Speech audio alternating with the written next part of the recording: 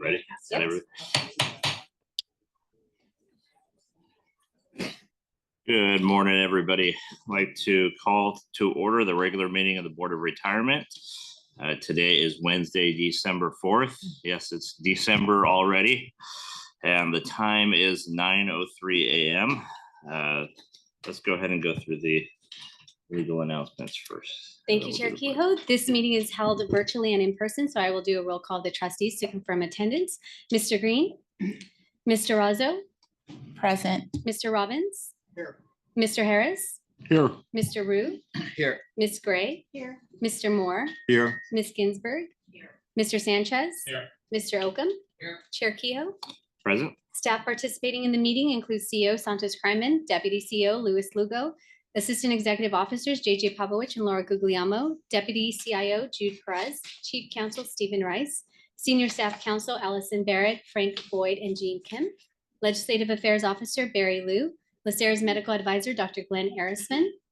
Staff and managers participating today include Carly Natoya, Kathy Delino, Sami Wong, Chat Arande, Ted Granger, Ricky Contreras, Cassandra Smith, Louis Gittins, Vincent Lin, Tamara Caldwell, Tatiana Bayer, Zach Met, and Jessica Rivas.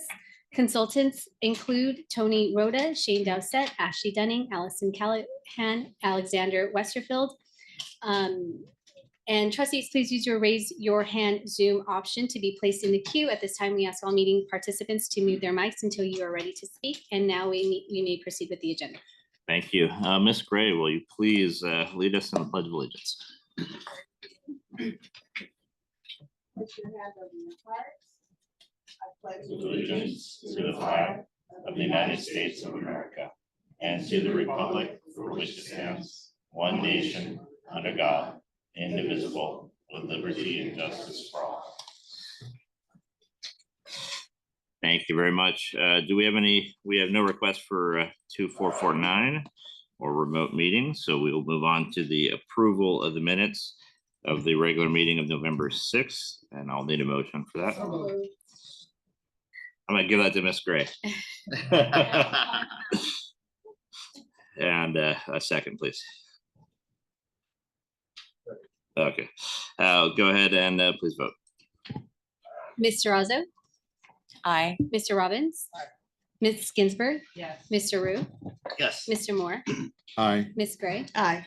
Mr. Sanchez, Yes. Mr. Oakham, Aye. Chair Kehoe. Aye. The motion passes unanimously by all trustees present. Great, thank you. Our next item is our public comments. I do think we have a couple in the queue. Yes, we have received 2 requests to address the board. Member Michelle Weber Klein has requested to for a public comment regarding her administrative appeal that would be held in executive session. One moment while she's admitted to the meeting platform.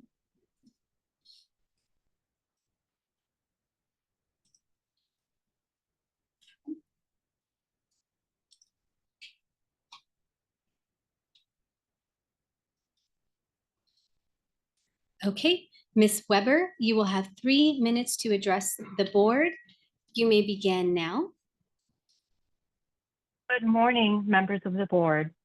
My name is Michelle Weber Klein, and I'm a nurse practitioner who is in the administrative appeal process and have made my legal arguments in my appeal documents. Today, I will provide a concise overview and outline my request. I began county service in 1998 as a part-time temporary worker. In 2000, I transitioned to full-time status and was given the option to purchase 6 months of my temporary time, which I took advantage of. In 2007, I separated from county service. I rejoined county service in 2019, and I have maintained longstanding reciprocity with both CalPERS and OSERS.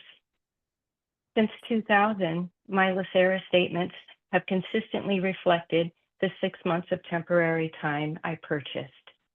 Over the years, I participated in several retirement counseling sessions with LACERA to ensure that I accumulated the necessary 10 years of service credits, allowing me to retire simultaneously from all 3 retirement systems.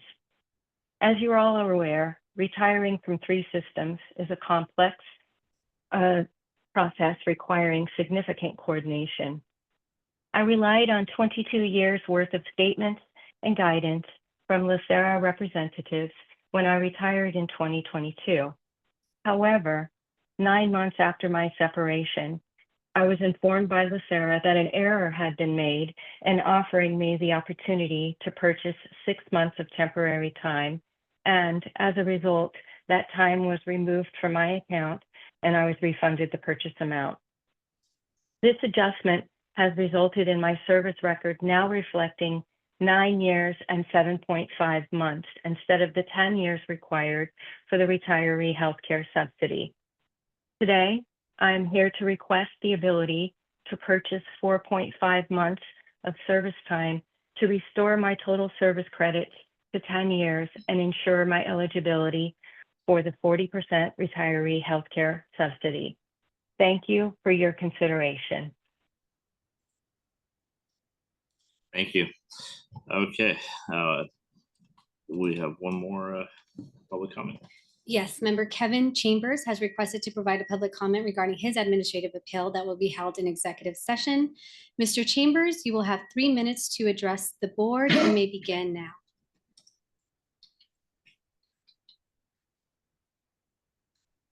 You may enter *6 to be unmuted.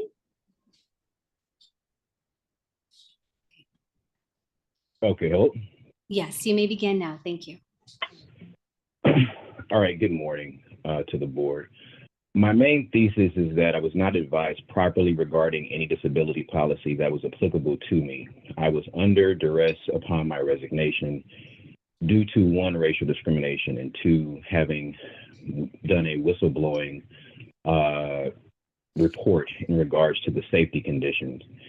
Since then, even the director has been the victim of those safety conditions, and now they will be moving to Long Beach. So clearly my struggles were not imaginary. Even after being commended by the county for my service during the pandemic, I have had to actually apply to receive public assistance from the very department I used to work for. After my resignation, I have not financially recovered due to there being no EDD applicable to this job. After several points of contact with LACERA, there was ample opportunity to let me know about all of my options, including a disability policy, not just emphasizing that I can either keep the money or extract it, which I was already privy to. I would hate for other retirees and other employees to also be ill-advised when in similar situations. So now, working for the county for almost a decade approximately, I have absolutely nothing to show for it, and I am asking for at least a mitigated solution to my suffering in the way of a resolution from the board. Thank you. Great, thank you. Both of those public comments will be held in closed session later today. Do we have any additional requests to That speak? concludes public comment. Great, thank you. Our next item is our executive update, and that is our LACERA All-Stars. JJ. Thank you very much. This is the time when we take a moment to recognize. Is the mic on or not? I can tell. It's off. It's off. My apologies. There we go. To recognize those staff members who have gone above and beyond the call of duty in helping each other or helping our members.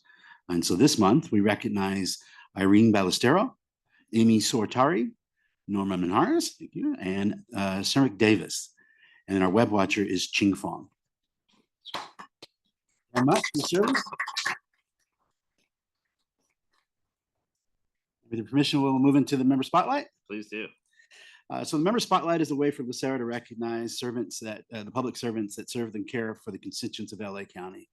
It also allows us the opportunity to reflect on why we do what we do here at LACERA, to take care of these folks, to strive to create an empowerment for them, for members to enjoy a healthy and secure retirement. And so this month, we recognize Vera Ashley Potter, a supervising child support specialist, child support services department, who has been with the county for 41 years, which is an incredibly long time. She started out right out of high school and was a student worker and just, went from there.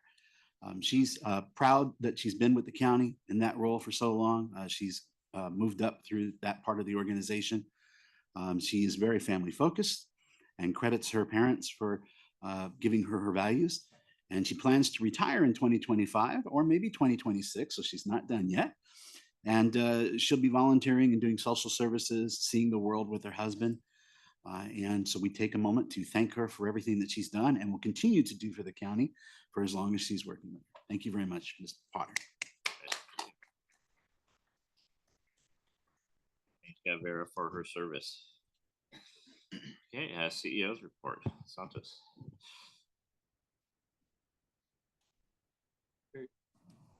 Very sensitive microphones this morning. At least the buttons are sensitive.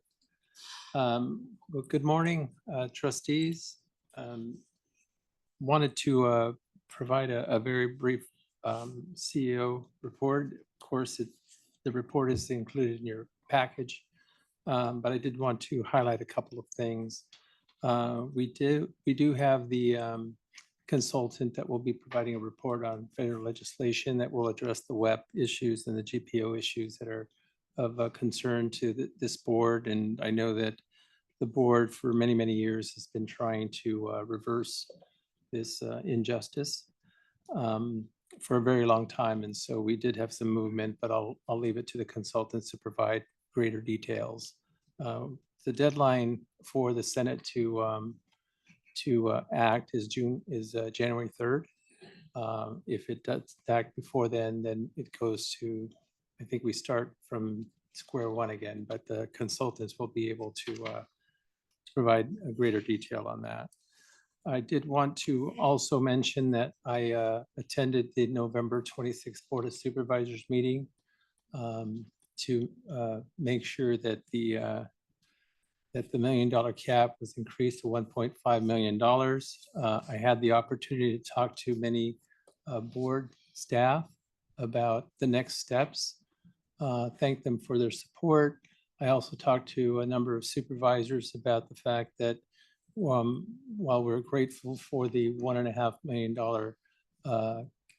increase, that we still are going to revisit this in the next year at around September or so in order to increase the cap or eliminate it altogether, which is the ultimate goal of this particular board. And they're acutely aware of your desires and the leadership team of LACERA, what we're aiming to do. Like Cassandra mentioned earlier, the migration trends are going to be very important. The quarterly reporting is going to be important. I don't expect to see a lot of migration just based on our historical numbers, but we'll see how things pan out.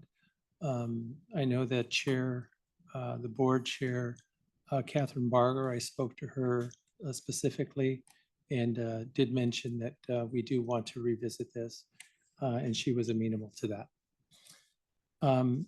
So the other item that I would like to mention is we did have our our annual management offsite. And so I'd asked Mr. Lugo, since he was the individual that really prepared everything and did the agenda, I provided a lot of oversight in that regard, but the lion's share of the work was really done by my executive team. And so I'd like Mr. Lugo just to take a few minutes just to kind of update you on where we were, what happened and what transpired at that particular meeting. So with that, with the permission of the chair, I'd like to turn it over to Mr. Lugo. Sounds good. Okay, thank you, Santos. Good morning, Chair Kehoe. Good morning, trustees. It really was a collective effort in terms of the offsite. We had our offsite November 19th, and a brief recap. We had over 70 team members. It's always a pleasure to get everyone in one room together. So we had over 70 team members that got together and discussed our theme of the day, which is course charters, which is a continuation of our discussion last year as it relates to our strategic planning efforts. We had two sessions. The morning session was focused on organizational culture with an education and team engagement component.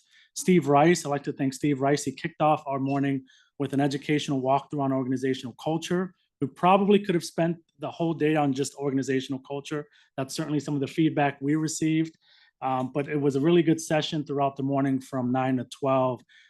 We reinforced our shared values, our vision, discussed opportunities for improvement.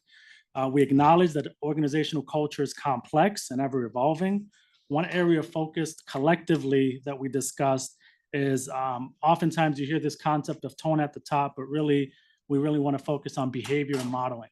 So that's one of the things and the takeaways that we're going to have in terms of our action planning around how can we better model and model our behaviors around aligned shared principles, shared values that we've established over the last several years with the board's approval. The afternoon session shifted gears for our review of our strategic planning efforts. It's part of our culture of accountability and making sure that we're committing to the objectives and the priorities that were approved by the board. We assessed our progress, discussed initiatives, and also planned for what's to come ahead in the next calendar year. The offsite was a meaningful gathering. We connected, we collaborated, insights shared. We did send out a survey to make sure that we collected all the information from our respective team members and ensure that we have an action plan, not only on organizational culture, but also on our strategic planning efforts. So more will be shared. We do have a quarterly report that will be shared to the board in January on our strategic planning efforts, but we also want to make sure we have a diligent process around just continuing to improve our culture throughout the organization. So I also want to just have a special thank you to our systems and communication team, as well as Norma, who really worked behind the scenes to make the day a successful day. So I appreciate all their efforts, and just collectively the group that was together. I think everyone participated and felt comfortable to speak with candor. And with that, I'll pass it back to Mr. Yeah. Kryman. I was very pleased with the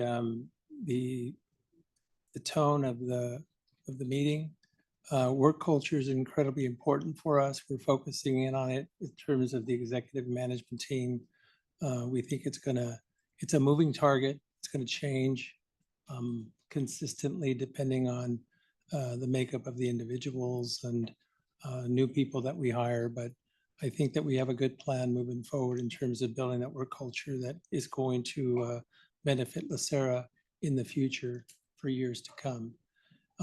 In terms of the strategic plan, we understand that the trustees, this is a very, very important area for you all. So we're focusing our attention and marshaling resources that we need in order to make sure that we execute on that particular plan, so that in 3 years, 4 years, we're back at it again and trying to develop new goals and objectives as we move forward.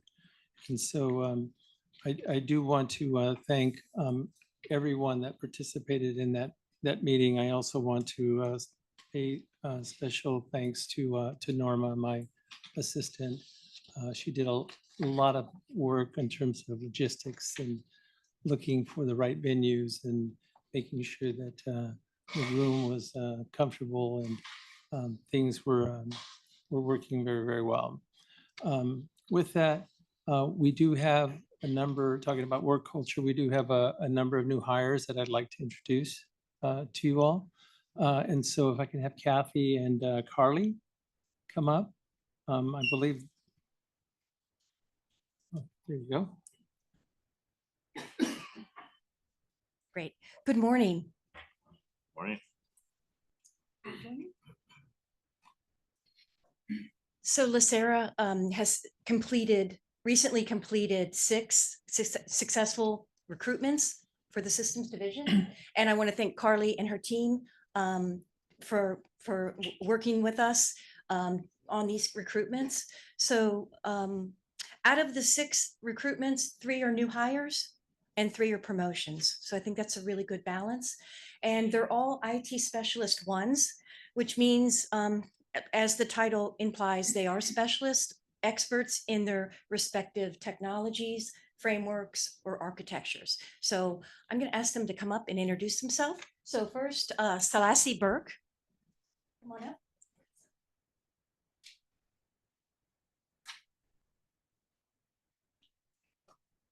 Good morning, ladies and gentlemen of the board. It's my honor and pleasure to be here and meet everyone and see everyone face to face. I've worked with for the past 3 years, and if I haven't worked with you, I'll be working with you soon.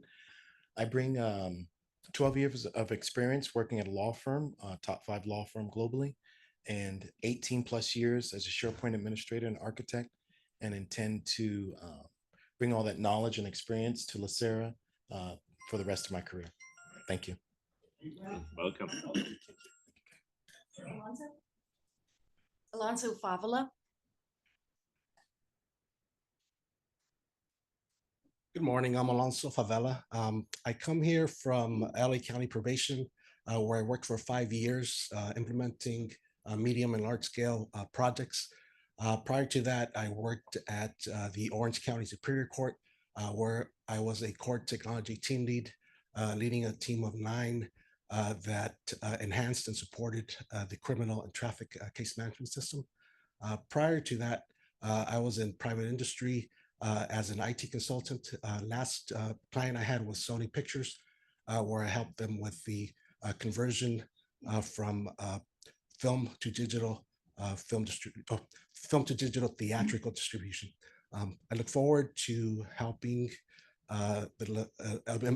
implement LACERA's strategic objectives when I lead, as I lead my projects. Thank you. Thank you. Welcome. So both Selassie and Alonso are new hires. Selassie was a contractor for us, and then Alonso came over from another county department. Okay, Iveta.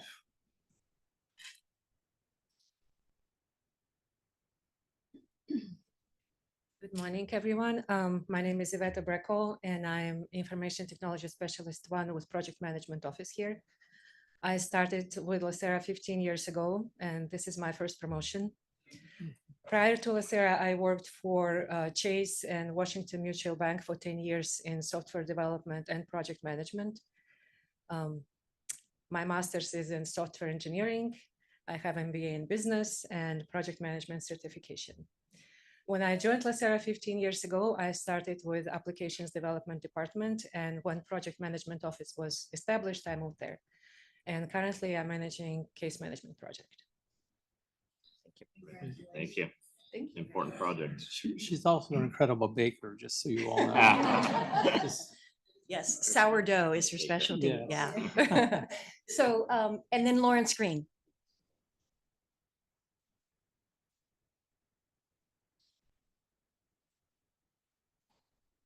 Morning, everyone. My name is Lawrence Green. I've been with LACERA for 2 years, transferred from ISD. I have 22 years with the county. My area of expertise is Office 365 and Azure Active Directory.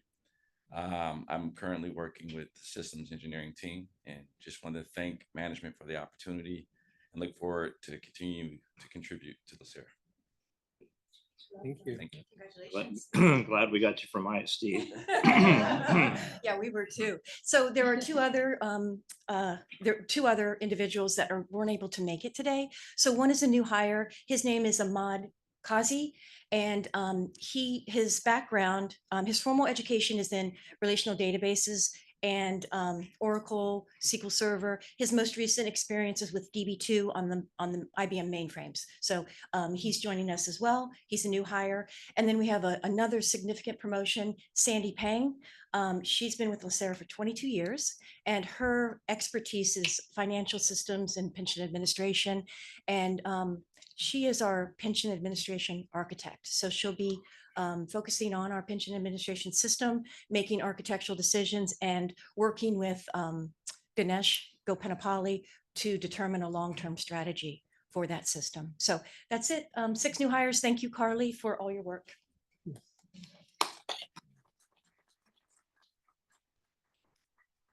Welcome to everybody. And Carly has one more. oh, perfect. One more, Oh, yeah.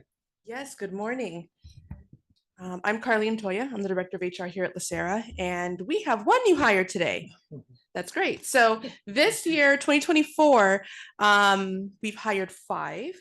And then today we're introducing Miss Sandra Carbajal, who is our 6th new hire in the Human Resources Division. So Ms. Carbajal started on Monday. She'll be joining the talent acquisition and management team, working on recruiting. She'll be a liaison to one of our divisions and work on performance management, PE, things like that. So she joins us most recently from the Downey Unified School District. And we're very, very happy to have her. Ms. Carbajal. Thank you. Good morning. Yes, I'm Sandra Carvajal, and newest member of the HR team. I have 11 years of HR experience, most recently with Downey Unified School District, as she stated.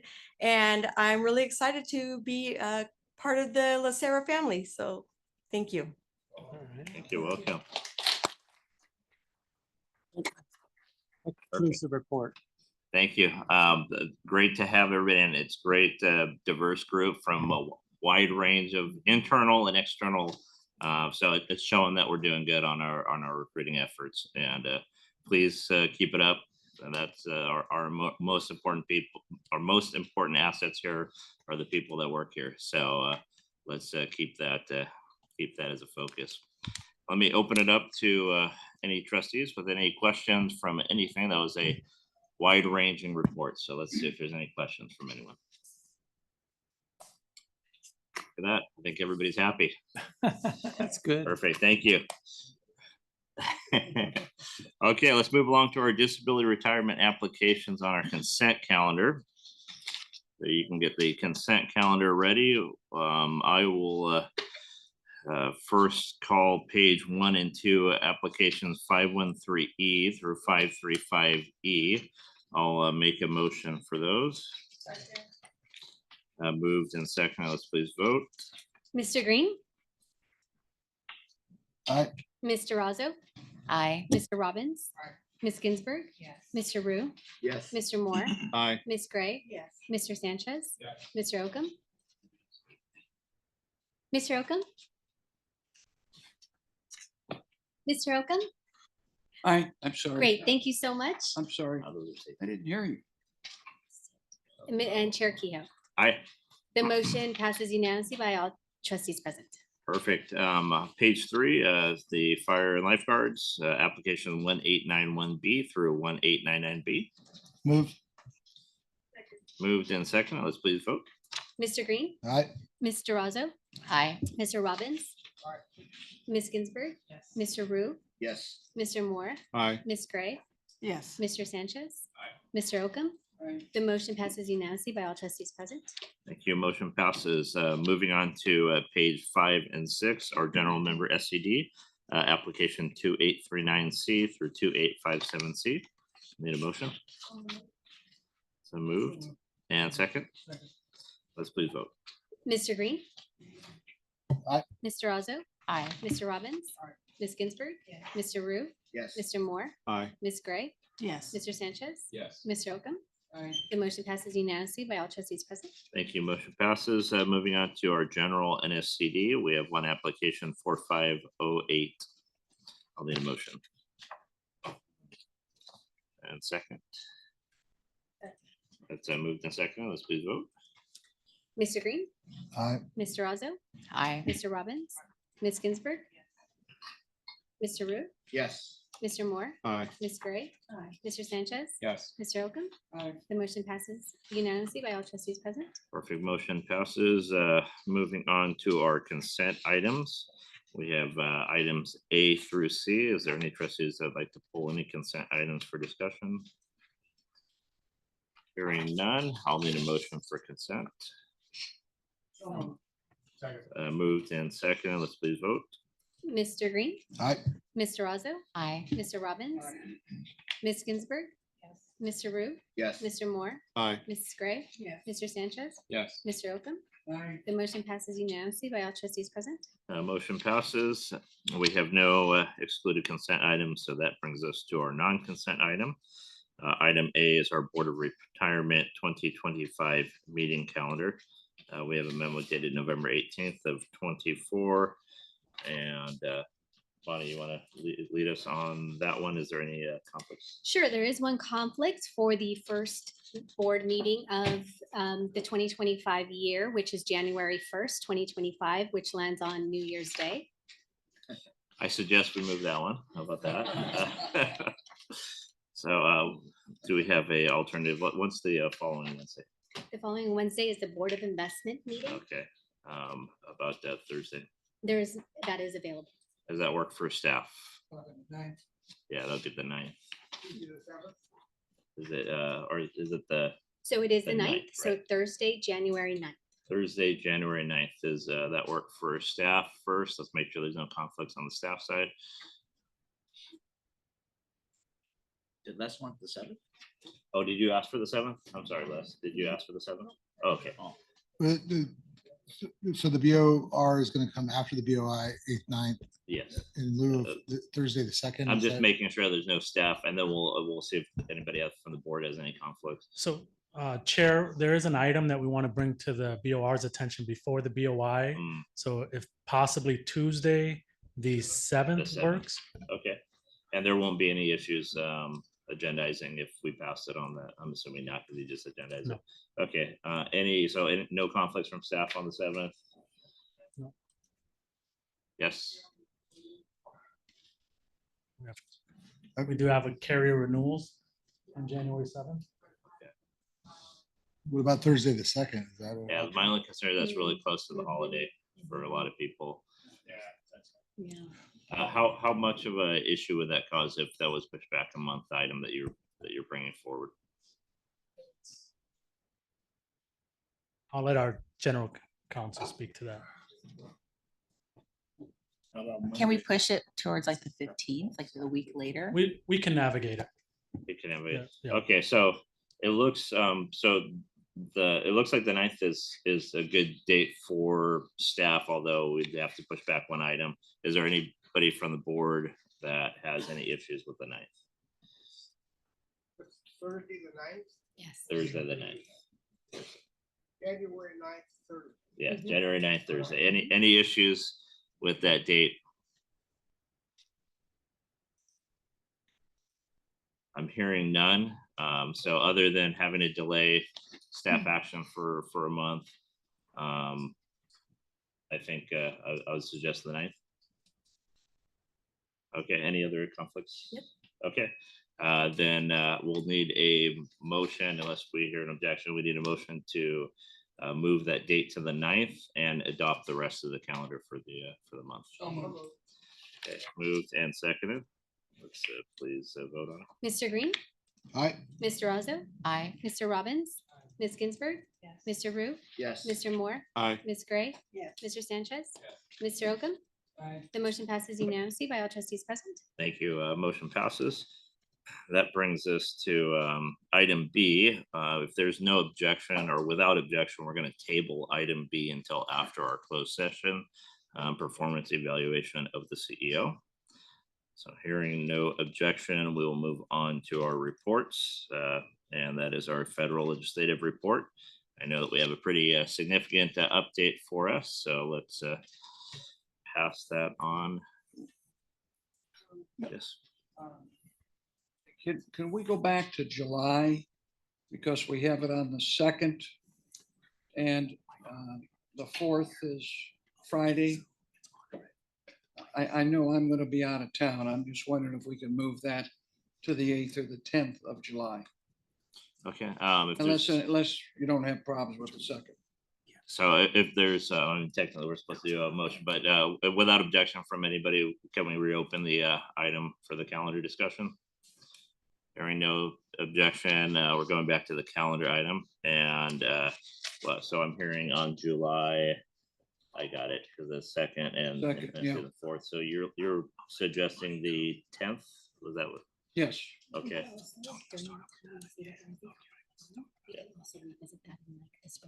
Okay. I mean, it might be good to do it now if everybody. Is there any objection with changing the July meeting to the 10th? For the time being. Okay, then without objection, we'll go ahead and adopt that change with the calendar. And I hear no objection, so we'll go back to our federal reports, and Mr. Loop, I'll pass it on to you. Thank you, Chair Kehoe and trustees. So today we have with us here in the boardroom, Shane Doucet, our healthcare consultant. And then on Zoom, we have Tony Rhoda, who unfortunately couldn't be here in person due to a scheduling conflict. They're here to give us an update on the latest election and also with the Social Security legislation. And we'll actually take the slide a bit out of order. So Bonnie, if you could advance to slide 14, and I guess we'll kick that off with Tony. Good morning, everyone. Good morning, trustees and staff. Before we go right into WEP, I've already had 3 people ask me about WEP and GPO. We'd start right there, and we'll also go into healthcare as well. But I'll give you just a quick 1-minute update on what's going on in Congress, and then I'm going to turn it over to my colleague Tony, and we'll go right into to WEP and GPO. So Congress just got back in session this week, returning from the Thanksgiving Day break, and they are pushing to try to wrap up their work by December 20th. There's now about 16 days left until federal funding expires. So their number 1 priority is to try to pass a continuing resolution bill that would fund the federal government, most likely to mid-March. They also have a farm bill that they have been trying to pass for several years, and they weren't able to get a deal done this year. So they're likely going to do a 1-year authorization of the farm bill that will probably be included in the continuing resolution. They also need to pass a national defense authorization bill that is always passed. It's always passed on time. So they're in the process of trying to wrap that up and give floor time for that bill. Also, the White House has requested a $99 billion disaster relief bill, some for the hurricanes, some for fires, etc. And Speaker Johnson is trying to also include disaster relief that'll probably not be offset, that might cause some heartburn for some more conservatives in the House. So it probably will not be at $99 billion, but I do expect that they'll probably will include some disaster relief in the continuing resolution bill. Also happening this week, Elon Musk and Vivek Ramaswamy with the Department of Government Efficiency, which is tasked with slashing federal funding, will be meeting tomorrow with House and Senate Republicans. And with that, I'll turn it over to my colleague, Tony Rota, to talk about WEP and GPO. Shane, thank you. Chairman Kehoe, trustees, staff, I really apologize for not being able to be there in person. I was just hemmed in these 2 days with my schedule, but hopefully next time I will be there in person to see you. And let's get into the WEP issues. Yeah, Tony, just FYI, you're coming in pretty low on the volume, so you might want to move closer to the microphone. Okay. How is that? Is that better? Much better, much better. Thank you. Okay, excellent. The slide that you have up, which just changed to 14. Yeah, that's just your basics of WEP. I think you're all familiar with the structure of it. You could go to the next slide now, please. And the bottom line here is that this is a significant hit. When you do the math, it's over $7,000 a year if you're fully hit by the WEP penalty. You can go to the next slide. And GPO is, of course, it can zero out your dependent benefit if you fall into the category of being hit with GPO. So these are significant Social Security penalties. And I know that it has been paramount on LACERA's mind to repeal or reform them. So you can go to the next slide. That's really what we're going to talk about in more detail. Decades old process. HR 82 is the bill. Tremendous vote in the House. 327 to 75 on November the 12th. It even surprised me. There were 330 co-sponsors. So you could see there was very little slippage from the co-sponsor list. And the leadership and the Ways and Means Committee did try to muddy the waters by also bringing up HR 5342, which is a WEP-only formula change. So a much lesser relief than full repeal of both. So that vote was very strong. LACERA, ahead of time, I, on your behalf, after getting the authority, we reached out to every single House office in the California delegation. And we've also been in contact with the Senate offices as well, both of whom are co-sponsors, and certainly not a surprise to you that, they will vote yes if given the opportunity. So that's where we are. Procedurally, the Senate, yes, they want to be done by December 20th. All all likelihood, they will be.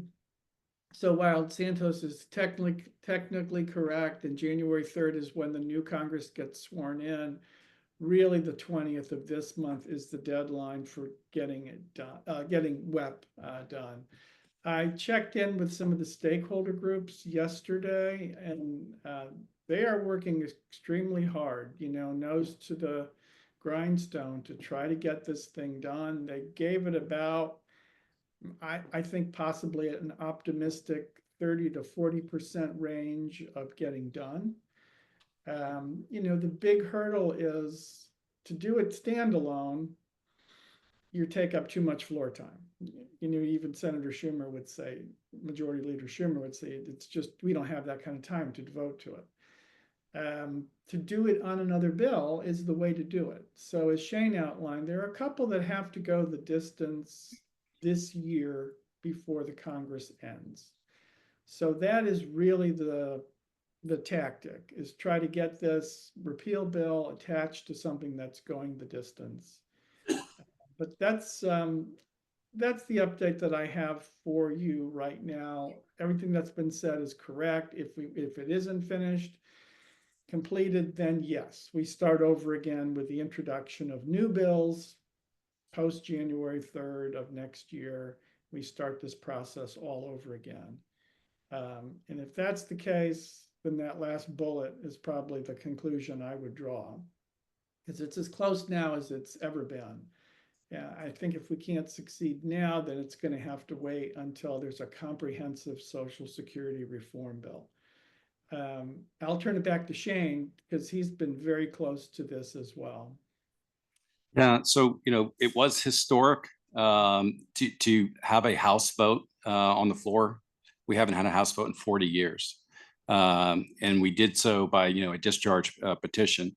Even, you know, Tony had mentioned some of the House leaders that were opposing the bill. One is Richie Neal of Ways and Means you know, Committee, who reached out to all of his members, the Democrats on his committee, asking them to vote no. And then he voted yes on the bill. There was so much momentum, you know, on it after telling everybody to vote no. So there's a Senate bill, has 62 co-sponsors on it. Adam Schiff voted for it in the House. We have some momentum going into the next Congress, but we just don't have the floor time to do this in the Senate. And I think a lot of people were taken aback that we actually got something sent from the House. We did it in a process that's very, very rare, called a discharge petition. You know, where normally the majority party members will not, you know, sign on to a discharge petition telling their leadership, you better bring this bill to the floor, and they did it. So I'm hopeful that we can take this momentum and push it into the next Congress. I have been working very closely with my law enforcement clients, major county sheriffs, National Sheriff's Association, also the firefighters who've been at the forefront on this, and we will continue to work with those great stakeholders to make sure that we get this through the finish line. I have Mr. Robbins.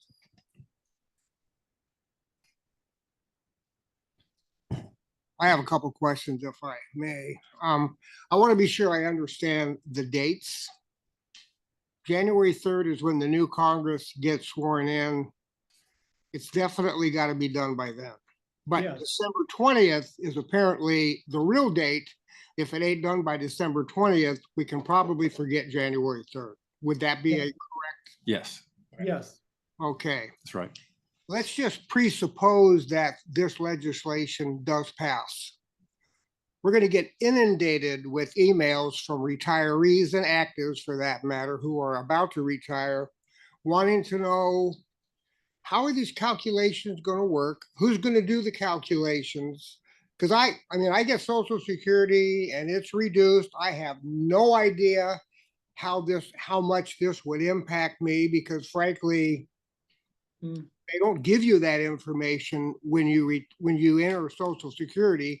And if you're affected by the windfall provisions, they don't really tell you how much less your Social Security check is going to be over what it could be. Right. So what are we going to tell our people? And I remain the great skeptic, by the way, and I'm going to ask you and Tony right now, is this going to be signed into law or not? You get paid the big bucks to lobby and to make these predictions. What is your guess? Tony, I'll let you go first. Well, thank you for that. I'm not going to put you on the spot, but I am, because I want to know how you really feel. And it's a great thing if it passes in a lot of respects, other than the $200 billion shortfall of Social Security that they're going to use to basically end the program sooner or privatize it or whatever. I mean, the devil is always in the details. And what kind of details could we be looking at between now and December 20th, which would either scuttle the whole thing or scuttle the whole thing? So my answer would be, it's more likely that it will not be signed into law in this Congress. I think the cost is a lot for people to swallow. And that's when I said at the outset that I was surprised by the House vote. I was surprised because of the cost. But Congress is fully capable of acting on this, and it's teed up for them to do so. But I think it's more likely it will not be done. Thank you. I wrote down 30 to 40% chance. So I did that number. We've been pushing this with Schumer for 2 months. I mean, we saw this coming, and he was non-committal. I was going to, some of these functions with the firefighters and others. Everyone has been lobbying intensely to prep the Senate to say, hey, we think this is going to happen. And it does go back to the $196 billion question for some to pay for. And you had, most of the opposition that came on the House to this, those were from the House Freedom Caucus that had a lot of concerns about paying for this. And that's why they threw in another bill to sort of muddy the waters on it. So that's going to be the thing that we're going to have to, to deal with in the next Congress. But to everyone's argument, that's money that's being taken away from you. That's $196 billion that's being taken away from those that are impacted, by it. So I'm hopeful that we can get something done in the next Congress. So I was going to ask, is there anything that LACERA as an organization could do to assist you? It sounds like there's a ton, and we know there's a ton of other players assisting in this. So is there anything more that you need from us to help push this through before the 20th? I don't think so. I think we should, and we can easily stay close to the 2 Senate offices. It's really, they could push Senator Schumer, and they are co-sponsors, but we could ask them more explicitly to talk to the majority leader about this. That can be done. What is the bottom line number to individuals if this thing ever passed? Well, if you go back to that one slide, 15.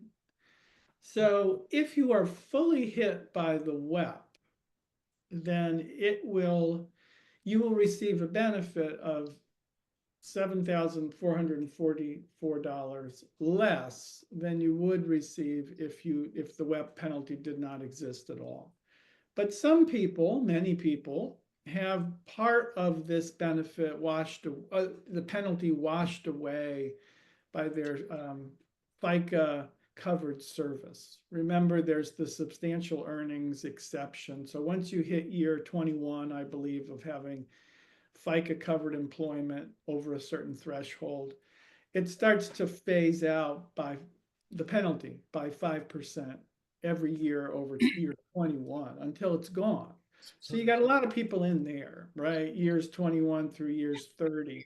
So it really is an individual calculation. The only thing we can tell you for certainty is that that $7,000 number is if you're fully hit by WEP. GPO goes away, then you're not going to have your dependent benefit reduced by 2/3 of your non-covered benefit. Driver out in the car. Unless you asked another part of this question, we might as well stay on it since it's so topical. The way the bill that passed the House reads is that the amendments apply to insurance benefits 4 months after December 2023. So it's somewhat retroactive. And it will take a great deal of calculations at the Social Security Administration to figure all this out. Because if this were to be enacted, then they would have to adjust the payments either going forward to give you more to account for this, or make a lump sum payment. No one knows how they would do it at this point. But that's the year they have in the bill. So it would really start with 2024, which already has occurred. Yeah. One thing that we could do for next year, normally you're going to have the Social Security Administration come before Congress, the Ways and Means or Senate Finance Committee. Maybe we'll take that specific question to the Social Security Administration to say, in the event we do pass HR 82, how are you going to, inform beneficiaries on what they're going to be getting back from it? So I'll take that back with me, and I'll make sure I'll hawk that and see if we can get a question, at least at a hearing or in writing for that. Thank you. Thank you. Thank you for that question. Mr. Green. Thank you, Mr. Chair. Real quick, just so I'm tracking this, HR 82 was a new, correction, 5342 was a new proportional WEP formula, right? Which didn't stick because HR 82, pushed it out, so to speak. So does HR 82 have is it an elimination of WEP and GPO entirely, or is it a new proportional formula? It's an entire repeal of both. Excellent. Okay. Yeah, I mean, I'm sure the argument's made with the you talk about the Freedom Caucus with the cost of this. These individuals that are entitled to this, whether they have a government pension or not, it's a red herring fallacy, right? I mean, they're bringing up cost, but these individuals, like my fellow trustee here, have paid into this, right? Money that's being stolen from you. Yeah. That's what I would say. That's what I'm saying. They're stealing money from you right now. And so 169. So that point's being made. I would do that. And that's what, the firefighters, the sheriffs, that's what we're all saying. So that leads to my last question. Yeah. because 5342 had a proportional trying to soften the landing, so to speak. Mm-hmm. In the event that the timing doesn't happen and HR 82 does not go through, is there potential, what do you call it? The plan B with something similar to 5342? Like a compromise. Correct, yeah. Yeah, I think that's probably what, we will likely see, on it. They have been struggling to reach a compromise on this, and that's why we saw HR 82 go to the floor. But now that we know that everyone's serious about this, maybe that'll get people back to the table. So the chair of the House Ways and Means Committee, Jason Smith, he did some field hearings on this. He was out in front of it, but he could not get a deal done with the sponsors of HR 82 on it. He actually voted present on it. And he, went to the floor and said, I want to get something done. I wish we could have gotten something done, blah, blah, blah. But I commit to getting something done. So there could be, obviously, to your point, a bill that sort of strikes a compromise between and approximately what were those proportional formulas outside of the 40%? Roughly what did it look like? What was the compromise? Tony, do you? Oh, yeah. I mean, look, I just want to clarify one point. And Shane said, yeah, we would look at a compromise, but if HR 82 doesn't get done in this Congress, there's no time to do the compromise either. So the compromise would be a next Congress exercise. Gotcha. I just want to be clear about that. Yeah, so the proportional formula, it changes the formula for those folks who have basically just entered the workforce, so that their benefit's going to be calculated in a way that takes into account the FICA versus the non-FICA coverage. And it would be, it would be a mathematical formula to do that. What type of relief? This is a point that everyone should understand. That proportional formula bill would only apply the proportional formula to people who are kind of just entering the workforce.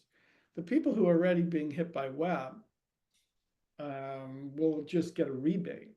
They're going to get something each month taken off the penalty. So it really is a much lesser form of relief, and it does not do anything for GPO. Which today's dollars aren't worth what yesterday's dollars were, right? So, and that's the concern, is that this is going to, you know, everybody's just like settles on something, you know, and then there wouldn't be traction for a complete repeal in the future. Well, that's right. And this got pretty far along, this proportional formula idea, about 5 or 6 years ago. And I think that did scare the some of the stakeholders who have now, you know, doubled down on full repeal. Because they thought once the half a loaf has been accepted and put into law, then they'll never get the full loaf. I have Mr. Moore. I just want to comment that it's always difficult to do tax cuts or tax relief for poor people and working class people. It's real easy to give tax breaks to the rich and the people who are already wealthy. It's easy to give them more. And when you look at this, it's $19 billion a year. And that's like dust on the floor in the federal budget, $19 billion a year out of the trillions of dollars that's in our budget. So this is really not a difficult thing to do if you look at it without any bias. But when you look at the way things work in Congress, you know, we're just getting screwed. And it's not Les and I who are in the same position. We're not going to be, you know, we don't need this to eat, you know, that kind of stuff. But I have a friend, a very good friend of mine who passed away, who worked in the private sector, and he had a small pension, Social Security, some savings. So he dies. His wife was a government employee. She was subject to all of the weapon, the GPO. She lost all of his Social Security, zero. She gets none of his Social Security because of these laws. Now, the other people who are impacted are the people like public servants who work 10, 15 years maybe, and they worked all these years in the private sector. They're going to get their Social Security work reduced because 30% of their work time was in the public sector. So it's totally unfair what's going on in that area. And it seems to me that this should be a no-brainer for the Democrats. It should be a no-brainer. It's just put the bill in front of everybody and vote for it. And then let Elon Musk and, you know, Ramaswamy go and create the savings to pay for it, $19 billion a year. It's nothing. So maybe we need to be, you know, us people in pension funds just need to be a little bit more active in these big issues instead of focusing totally and exclusively on just our little slice. I mean, you got to do that, but it's in a larger context. You know, healthcare is, we just change raise the premiums and pay them more money every year. It's just, are we going to pay them 8% or 9% more for the same thing? So that's just my pontificating. Thank you for your indulgence. Mr. Chair, if I may, I got a question. If I, you know, so we got in Seeper's Ledge, and I think you're supposed with your question, like, what can we do? I know participation in that. I know, you know, from doing that a couple of years ago, I thought it was very fruitful, but we predominantly focused on, you know, local government for ourselves and whatnot. I mean, obviously the local impact, right? But these national issues that are coming up, WEP was one of the issues before. I guess, you know, going back to Washington this January, I know it's going to be possibly a moot point, you know, a dead horse if the timing doesn't work out. But is there, I'm this is asking you and Tony about talking with naysayers of WEP reform and whatnot, because we were very popular with, and it wasn't an echo chamber for any, but you get my point when I'm Yes. getting at. Is it worth us going and Yeah. talking with other people? So I would say for, board members and staff that are members of FOP, IAFF, Major County, NSA, that you talk to your counterparts in states like North Dakota, where we have, John Thune as a new majority leader, South Dakota, excuse me, Crapo, who's going to be chairing Finance Committee, and other states that are going to be, I think, relevant on it to put pressure on the members that are not on the Senate bill. I think we have 62 Senate co-sponsors right now, on it, and we have others that should be on it. So that would be my biggest, and work through NCPers. But I do feel, the public safety community and our teachers, those are the ones who are just constantly, hitting the ground in FOP, and that's who I'm working with too, on this. So I think they will be really helpful in this push. I appreciate it, but I think more in the regard of our contemporaries with other public pension systems too. I mean, I know that the traction that you're talking about. Yeah. But yeah, the unfortunate truth to it is for LACERA to go into office from Connecticut, they will be shaking their heads as to why. That's the thing, and Shane's exactly right. They need to hear from the Connecticut people. And that's why these national groups are so valuable and stitching together the stakeholders, because LACERA can have an impact in California. But, it gets very attenuated as you go out geographically. They wonder why you're seeing them, because they're not going to do anything for a California constituent. That's just the truth of it.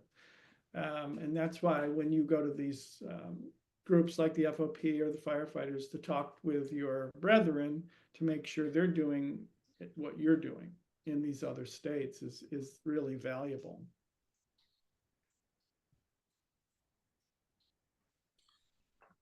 Additional comments regarding WEP? Okay, I know that there is more than just that in the federal government, so let's move on. Actually, okay. Yeah, so great discussion. And I was channeling my colleague to my right. I think this is more important for us to get involved with SACRs, right, and other associations like that, because that's where we have critical mass of other folks with similar viewpoints and values who could help lobby. And to my colleague's point, yes, it's easier to get tax cuts for those in the upper class brackets. But I mean, this is where our lobbyists are doing a great job. But, someone like Elon Musk alone, I think he donated $50 million or, and I don't know how much we're paying our lobbyists, but I'm sure it's nowhere near that. And that's where, unfortunately, the folks in the upper class have a lot more invested in this, and that's where and those in the lower income brackets are they could vote, but they probably don't participate in a $50 million donation. So that's why it's important for us to galvanize and make sure all of our fellow pension funds, not just in California, but throughout the nation, is also doing concurrent group lobbying as well as individual lobbying in their local jurisdictions, their states, so that we can have a bigger voice. But yeah, the squeaky, I think, as our lobbyist said, the squeaky wheel gets the oil, and we have to squeak a lot more. You're saying you think 30-40% next year? It's not going to happen this year. It's going to happen. Not going to happen this year, but. And you think 30 or 40% is a fair number that you think it's going to pass? The 30 to 40% I got from one of the major stakeholders yesterday as to this year. Oh, this year. Okay. And what about next year? What's your projection for next year? Any idea? I hesitate to project anything for next year just because of the turmoil Congress is going to be dealing with, but we could get to that. Yeah, we'll talk about that in the briefing. Okay. Some of the things they're going to be doing. Didn't you mention that gonna happen next year. If it doesn't happen this year, it's gonna have to wait for Social Security to be modified. That's what I thought I heard. No, I'll be retired by the time. it's per Congress. So we're starting a new Congress. No, I Yeah, but- totally understand that, but yeah. I thought you said that this is our best chance. I And if it did. doesn't happen here, I guess we can try it again, but it's probably not gonna happen until Social Security gets. Well, this is an awfully good chance, right? Okay, And you I have the guess I misunderstood. I get Yeah, it. we're taking momentum into the next Congress on it, and it doesn't necessarily have to be attached to Social Security reform. Yeah, that's right. You have the Democrats running the Senate right now. So, to the points that have been made, this should be a political no-brainer, but it isn't. It isn't yet a political no-brainer. So that's the 30-40% is this year. Next year, we'll talk about the lay of the land next year and some of the issues that will come up, but Yeah, I mean, I had a congressman from Louisiana personally deliver a letter this week asking, Schumer to have a vote on it, and Schumer didn't make the meeting. So he put it, but people are trying. I think with the most that we can do is just continue to ask for all your support on this. I'm pushing this through for the next 20 days and yes, and pray for the best, and but realize that the chances are limited. And I think we've done everything we can this year, but I definitely think we keep the momentum going if necessary, and this be on the forefront of discussions for the future if it doesn't get through on the 20th. yes. Okay, I have Miss Gray. I was just gonna say, I'm really happy to see this because for the 12 years that I've been on the board, every single year I've gone and bared that cold winter in Washington, DC to beg and plead and talk to every congressional representative that's 19 or 20 years old to hear us that doesn't even have a clue about Social Security or retirement. However, I feel like this is my last meeting. I feel like I've been rewarded. It is one great big step. Unfortunately, next year I won't be here and it'll be 2 steps backwards because nothing's going to happen. I just feel like they're dangling a carrot in front of us well, it's not dangling a carrot. I mean, we've really made some good strides. It's just that it's just not enough, I don't think. And, like Mr. Kehoe said, he's going to be retired. And so will I before anything happens. Why is Schumer pushing back? Yeah. He's basically said, floor time, that if one member has an objection, given the Senate process and how things work, it could take up a week of floor time when they're trying to get the federal budget done. They're trying to get the National Defense Authorization Act done. And yes, some of the members do have concerns still because they did not think the House was going to send them this bill. It really did catch a lot of them off guard. Tony, you need to add to that, or is that? No, I think that's right. And I think that's why the best opportunity is to attach it to some other bill that's going the distance. And that's what everyone is looking at doing. And it may be the defense authorization bill. Okay, so we had slotted 45 minutes for the total conversation. We're 33 minutes in, so you do have a balance of time, but I do want to. Okay. Yeah. Shane, do you want to take 6 minutes on healthcare? And I'll try to quickly go through healthcare for you. And honestly, don't feel rushed. This is all very important stuff for this board. Sure. So please take your time. Okay, so if we can go to the first slide. So just sort of kicking things off, there's been a whirlwind of appointments, for cabinet level positions, heads of agencies that are going on in the Trump administration. If you can go to slide 1, please. Sorry, thanks, Bonnie. And the first one, as it relates to healthcare, obviously to lead the biggest agency, HHS, is RFK Jr. That was nominated a few weeks ago, and with a promise to make America healthy again. RFK Jr.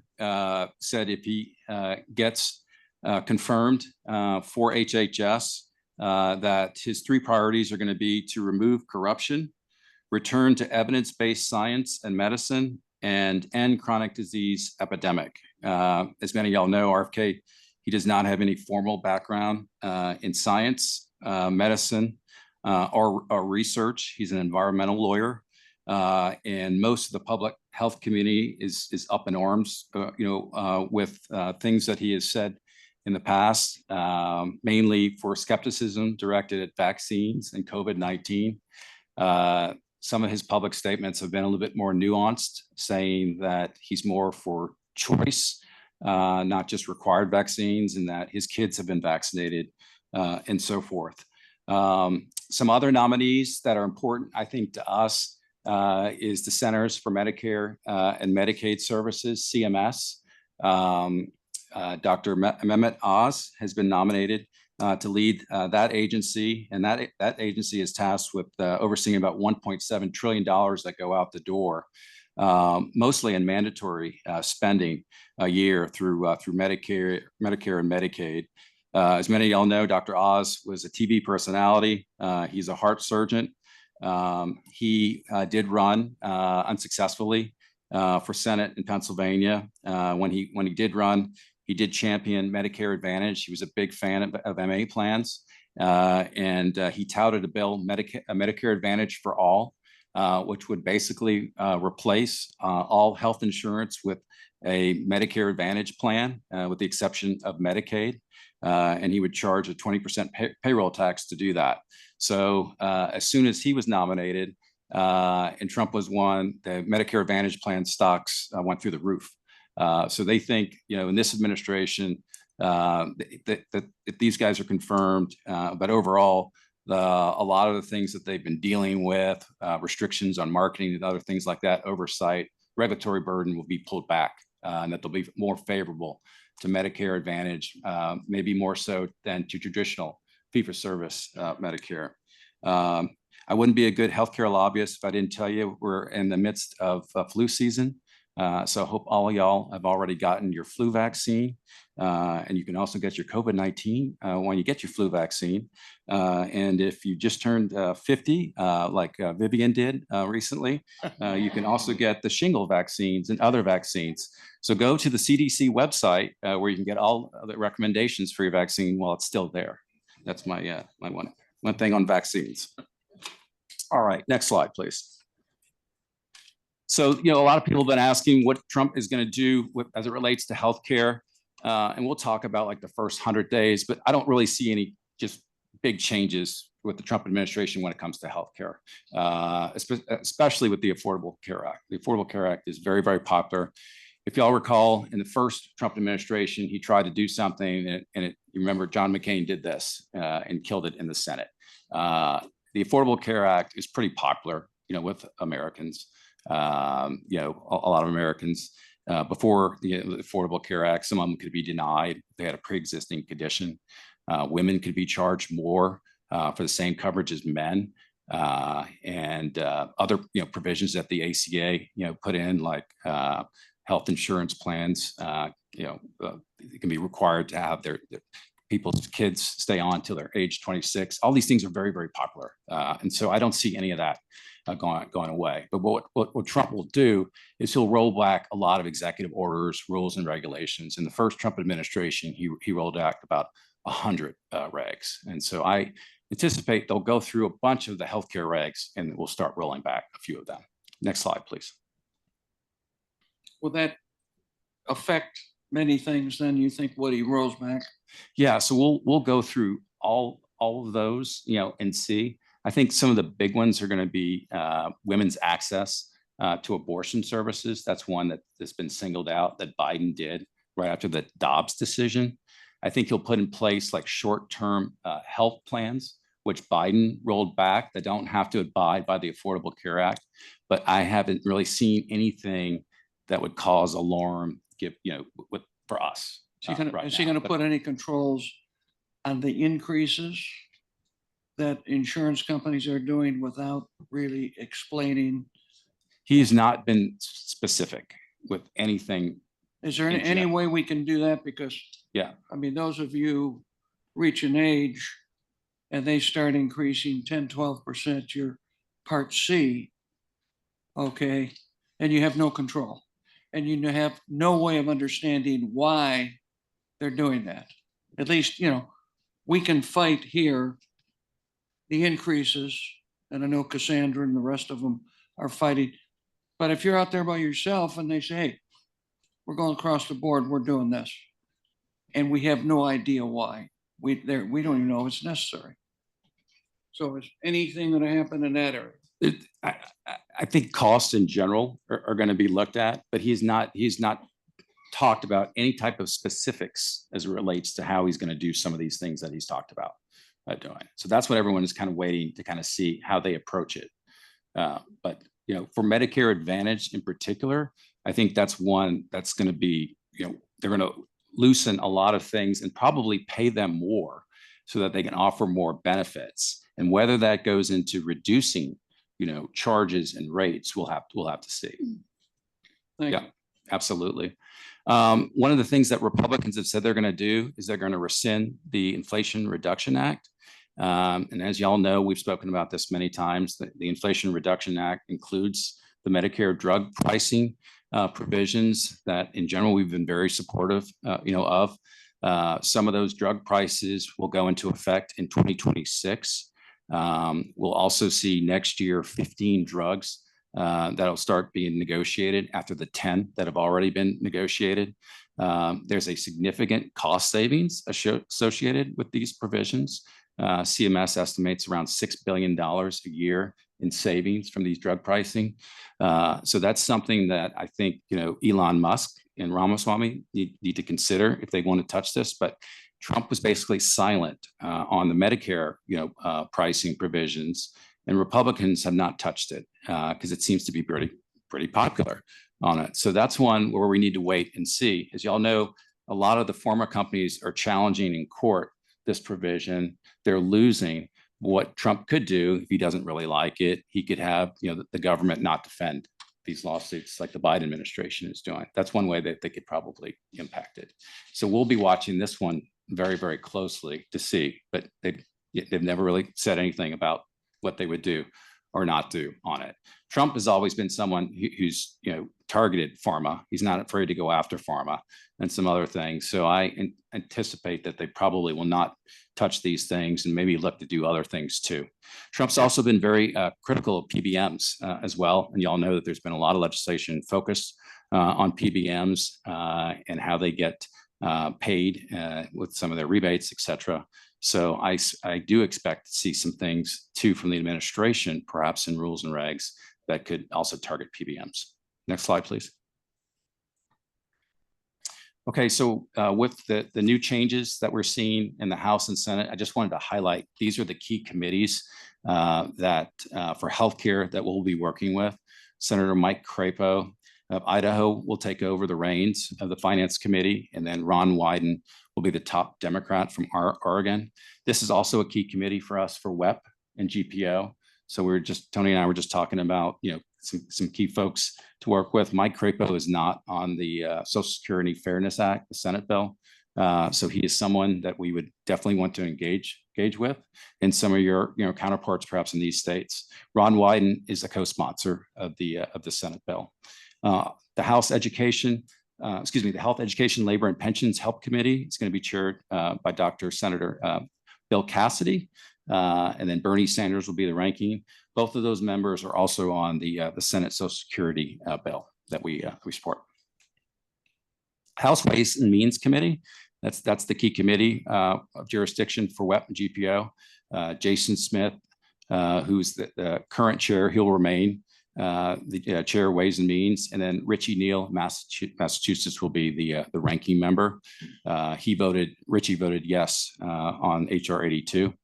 The House Energy and Commerce Committee, they're actually going through this week on who's going to chair that committee. Either Bob Latta or Brett Guthrie. Both of them voted for our WEP bill, and then Frank Pallone will stay on as ranking. He also voted for the WEP bill. Next slide, please.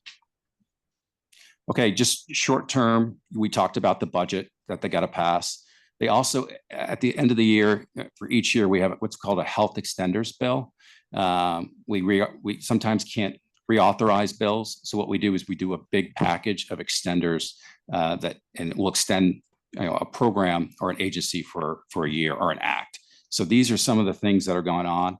And why this is important is that some of the bills, including WEP and others, this is a bill that is a must-pass bill. Things can be attached to it. So this is another vehicle to attach things to. So I just wanted to highlight that for you. Next slide, please. These are some of the other extenders that are probably going to go through. Next slide, please. Telehealth, we've been talking about this issue for a few years. We had a lot of waivers in place for COVID-19 to make telehealth more accessible. For example, like audio only and other things like that, where you may not have the ability to do a webcast and other things like that. It's been very popular in Congress. I anticipate that Congress will probably include some sort of telehealth package in this extenders package that we've been talking about as well. The American Medical Association, which is really sort of a heavyweight, as you would expect in healthcare, they recently convened their legislative session where their president was talking about how many doctors are leaving practices because of rising costs and lack of payments to match these things. And they talked about two issues for them that they're going to continue to fight on. And this is what's going to occupy Congress as well, is about the physician fee schedule, which is basically how they get paid in Medicare and prior authorization. This is a big issue, as you know, with commercial insurance and Medicare Advantage, the prior authorization, and doctors get ticked when they have to wait, to get cleared for an MRI or something for a patient, or if they have urgent care and they have to deal with the insurance and the bureaucracy with that. So they want to see these two reforms done before December 20th. Next slide, please. And I just highlighted again what they're looking at. The docs are looking at about a 2.8 cut in physician reimbursements to Medicare. Congress continues to kick the can down the road, and they've never really fixed on how we pay our doctors. So I do anticipate something probably in the next Congress that would be more permanent, so we don't have to deal with this issue every year. And the prior authorization, CMS is doing a lot, and I think there could still be something done before the end of the year. PBM reform, we've talked about the bills that have passed the House overwhelmingly. The Senate also has some PBM reform bills that they've been working on that has not gone to the floor. There could still be a chance that something gets done on that extenders bill that would require more transparency with PBMs and how the rebate system works. Next slide, please. One question or one Yes. comment. Yes. What you said in the last slide, doctors are leaving medical school. I think that's probably more important than reducing costs. You got to figure out how to bring doctors in. Okay.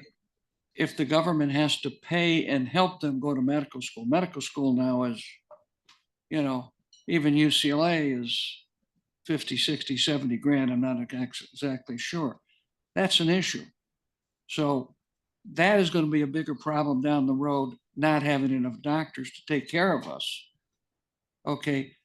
And you got to make sure they're making enough money, but you got to also make sure they don't come out of medical school with $500,000 worth of debt, which now how long does it pay off with where interest rates are, et cetera. So that's an area I think that we really have to look into. Sure. Absolutely. And I'll cover that in our weekly report to you as well. I know Cassandra already talked about this, so we don't have to go at length, but Medicare B, that's your out of patient services. That's when you go visit your primary care physician.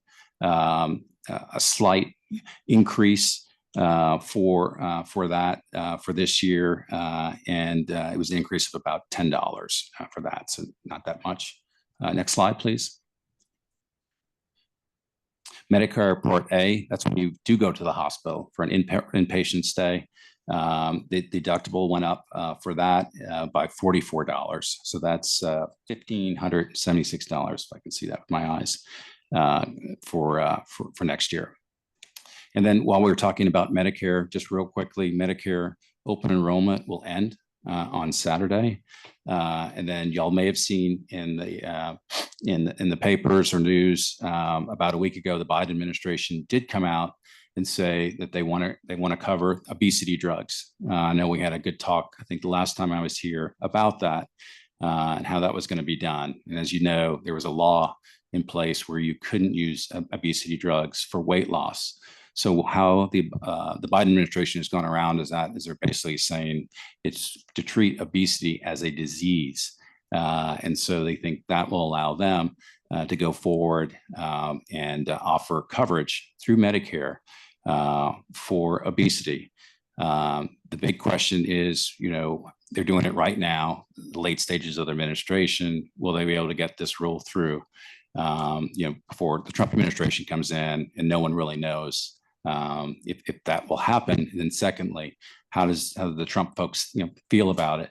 Dr. Oz has talked about obesity drugs on his show. He's touted them and so on. RFK has criticized them for being expensive, and he says the way to fix weight loss is to eat good food. So we'll have to see how they handle this one. And there's a significant cost, as you would imagine, for obesity drugs. But every time that Medicare does something, then Medicare Advantage, they have to do it. And then the commercial plans, they always look to Medicare. Medicare's cover it, then okay, then we're going to cover it. So it's a big deal. It'll be very, very expensive. I think it'll be upwards of like 30 million that could get it right now that are on Medicare. So, okay, I think that's it for my healthcare. Yeah, I think it's Tony's turn. Yeah, I will, Bonnie, can you go to slide 18, please?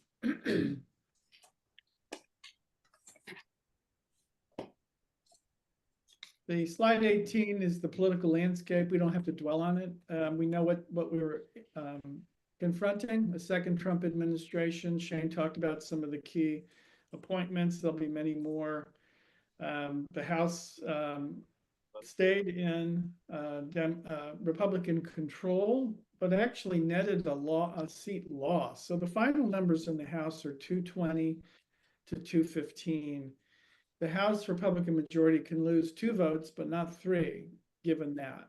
But they're also going to be starting with 1 fewer member, with Congressman Gates of Florida, who does not seem inclined to take his seat at all. So it's going to be very difficult to thread the needle on everything. Please go to the next slide, and I'll talk about this. You're going to hear a great deal about budget reconciliation. This is a term of art. It goes back to the 1974 Budget Act. It's meant to be a means to put your budget in alignment. It's meant to streamline the process, and it does that. And it only requires a simple majority vote in the Senate. So it's a very powerful tool when the government's controlled by one party. And both parties have taken great advantage of this. 2017 tax bill, the Inflation Reduction Act, they were done under reconciliation rules. So we're going to see that, and we're going to see it, I think, early, because soon to be Majority Leader Thune in the Senate has already started talking about a reconciliation bill to target immigration and energy issues in the first 30 days. Sorry? There's nothing from our end. Oh, I heard something. So we have to look at reconciliation and what it's going to do to streamline the tax process. So what Congress will do is, with the 2017 tax bill expiring at the end of 2025, is they're going to have to deal with that $4.6 trillion if you simply extend it. And we know there are new starters out there. President-elect Trump has talked about doing away with taxes on tips, doing away with taxes on overtime, doing away with taxes on Social Security benefits. Some of those could go into the reconciliation bill, making it more expensive. And there's going to be a tremendous thirst for dollars to pay for some of it, to offset some of it. Bon, you could go to the next slide.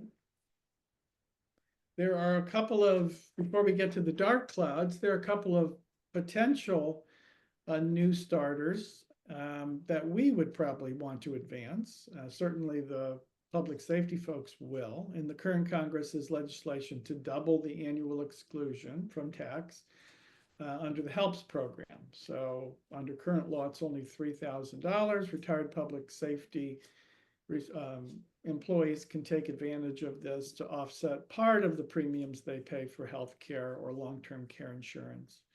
So there'll be an effort to double that. There's also a potential new tax credit for retired first responders aimed at healthcare. So these kinds of things will creep into the big tax bill next year, and we will keep you apprised on that. And the dark clouds, I'm going to skip to the second one. So the great thirst for, and then you can go, these are the four I'm going to cover, and then there's a slide on each one. So you just go to the next slide, Bonnie. It would make it easier. I know the board has adopted, your board, a watch on this particular bill. And this particular bill, I view it with great suspicion and concern. This would allow, if passed by Congress, enacted into federal law, it would allow plans to cover public pension plans, this particular slice of a private sector worker. And this particular slice, you could see what we're talking about, firefighting or out of hospital medical. We're talking about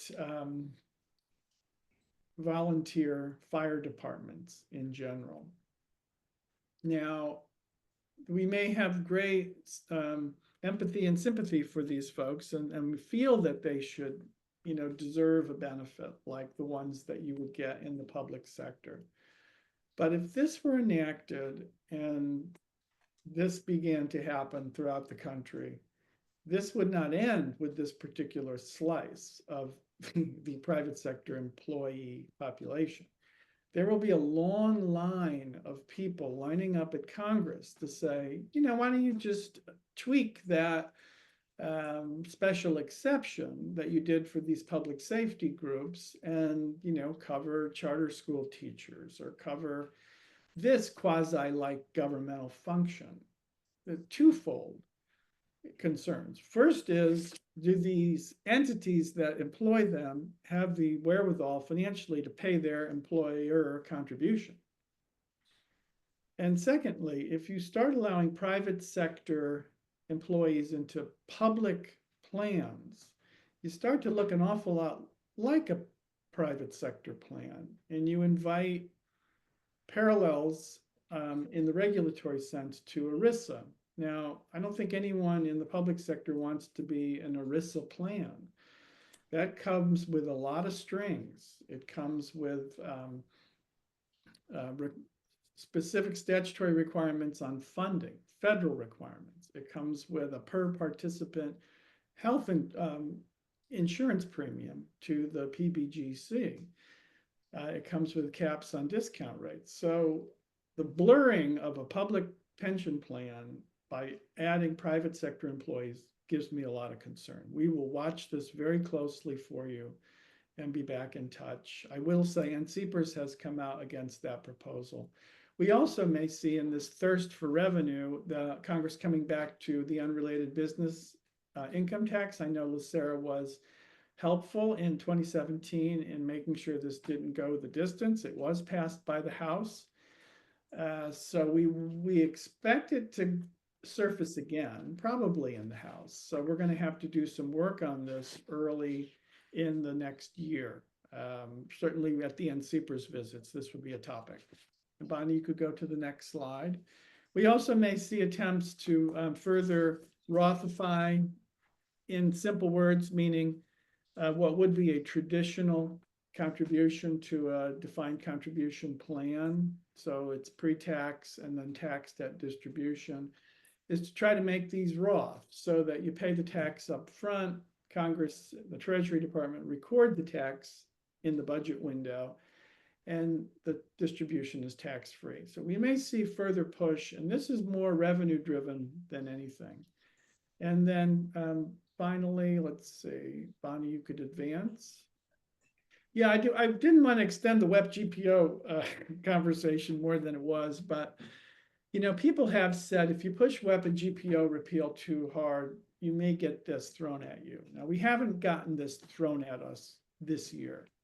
But if you were to enact federal legislation that would even prospectively, right, cover new hires that aren't currently covered in the Social Security system, state and local workers, you would raise $132 billion in 10 years.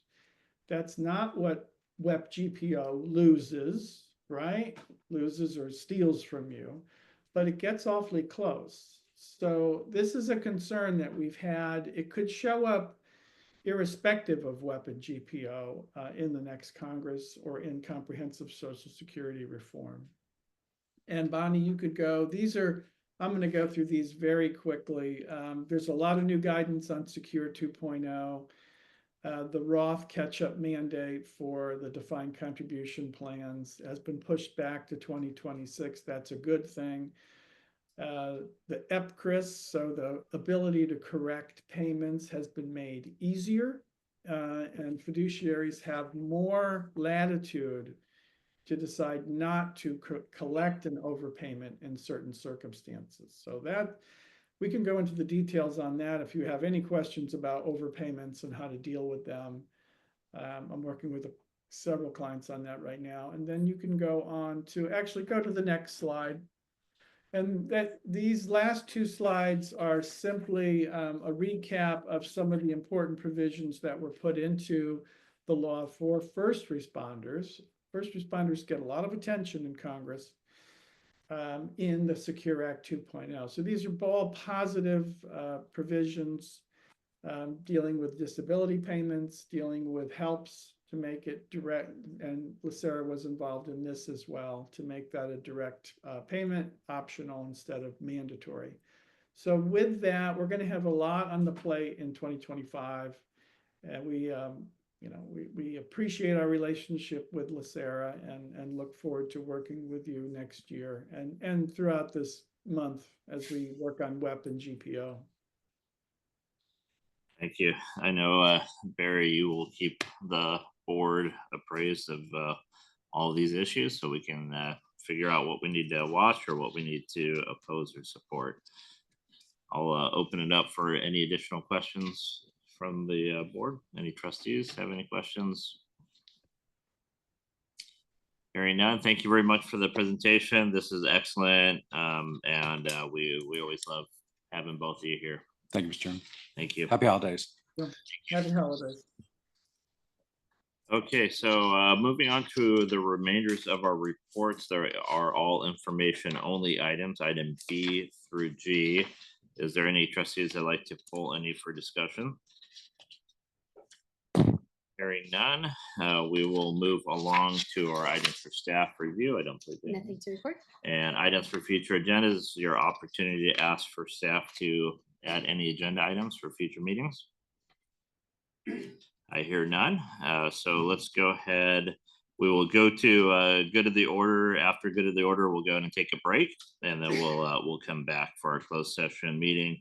Before we go to good of the order, because I know everybody's going to steal the thunder, so I'm going to very quickly just say Miss Gray's term ends at this meeting. Unfortunately, we would love to be able to keep you forever, but obviously all good things have to come to an end. So I'm just going to say thank you so much for the many, many years and memories that we have together. It's just been amazing. You brought just amazing life to this board and brought so much positive change to this board internally and to the organization. And you're going to be impossible to fill behind, but I know that you'll enjoy every moment of your retirement. 11 years on this board, 40 years for the county, and I just appreciate all of that. And also, Mr. Sanchez, it is your term is ending this month. Are you you're rotating off for a year? Thank you for that. I'll just quickly answer that. No, my term ends. I do not believe I'll be reappointed. This has been an incredible opportunity, and I'll wait for my turn, but thank you. Yeah. Well, I will, I'll say the same, that just been a joy to work with you and everything that you brought. I'm hoping that that is not the truth. And I can assure there's other trustees that has not been the truth, and they've made their way back. So I'm praying that we got our hook in you, and you'll make your way back here. All that being said, I will now pass it on to the rest of the board for. Trustee good Green? order. Yeah, just, want to make a note. We had a line of duty death last month, firefighter James Taylor. I just want to recognize that. And I don't want that to overshadow that, Ms. Gray and Mr. Sanchez are leaving. And Ms. Gray, I appreciate you so much. You've been your mentorship and encouragement, and you've just been a beam of light. And I really appreciate this, just talking to me and, welcoming me and helping me, with this whole thing, this monumental thing that we're doing here on this horseshoe and for all of it. So you're going to be missed, but, it could be a liability. I hope, like you and Herman, calling up, what the heck you guys doing? But, and your involvement, with the things that matter legislatively and your commitment to that too, it needs to be noted. And, I hope, we all make you proud, when you watch us, so. And Mr. Sanchez, you're going to be missed. I hope you come back. I do enjoy some of our conversations, and yeah, so thank you. That's it. Ms. DeRosa?